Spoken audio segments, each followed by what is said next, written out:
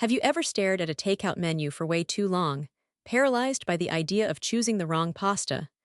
Or maybe you've wrestled with a way bigger decision, like whether to quit a job, move to a new city, or start something totally out of your comfort zone. Here's the wild part.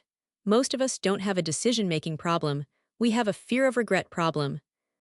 But what if I told you that making clear, confident choices is surprisingly simple, and it all starts with asking yourself one question? Stick with me, because in the next few minutes, I'm going to share a three-part decision-making framework that cuts through doubt, second-guessing, and analysis paralysis, even if you're the kind of person who replays text in your head before hitting send. Yep, I see you. So, why do some people seem to just know what to do, while the rest of us spiral in our group chats looking for approval? Here's the secret most people never learn. Clarity doesn't come from knowing every outcome, it comes from knowing yourself. And you don't need a spreadsheet, a 10-year plan, or a therapist on speed dial to get there, though that never hurts. You just need a few honest, simple tools to cut through the noise. Today, I'll walk you through the one question that flips your brain out of panic mode and into clarity.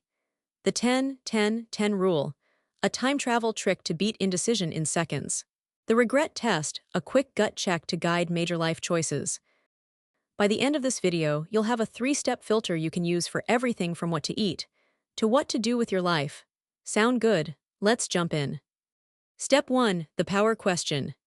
Okay, here it is, the deceptively simple question that's helped me and thousands of others get unstuck. What would I choose if I weren't afraid? Take that in for a sec. It's not asking what's safest, or what other people would do. It's asking, what do I actually want beneath the fear? Try it. Think about that decision you're stuck on right now, not the logical answer, not the should. What would you choose if fear wasn't part of the equation? This question clears the fog, because fear loves to dress up like logic, but when you strip it away, what's left is usually the truth. And no, this isn't about being reckless, it's about being real. Step 2. The 10-10-10 rule. It's a time travel hack. And nope, no DeLorean required. Ask yourself, how will I feel about this decision in 10 minutes? In 10 months? In 10 years? Let's break it down. Say you're thinking about ending a toxic friendship. In 10 minutes, it'll probably suck. Uncomfortable. In 10 months, you'll likely feel relief. In 10 years, you'll barely remember the convo, just the peace it gave you. This works because it zooms you out of the emotional moment and shows you the big picture. Spoiler, most huge decisions feel a lot smaller with time. Step 3, the regret test. Last one, and this one's heavy but gold. If I don't choose this, will I regret it later? This test is especially powerful for opportunities, the scary yesies that feel risky now but might haunt you later if you pass them up. Think of regret as your compass.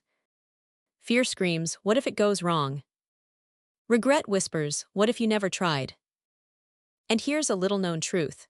We regret an action way more than failure. There's actual science on this. People on their deathbeds rarely say, I wish I played it safer. So let's recap your new decision toolkit. Number 1. Ask, what would I choose if I weren't afraid? Number 2. Use the 10-10-10 rule to gain clarity through time. Number 3. Run the regret test, let your future self weigh in. None of this requires a self-help book or a 30-day challenge. Just 3 simple questions you can use today, right now, whenever life throws a fork in the road.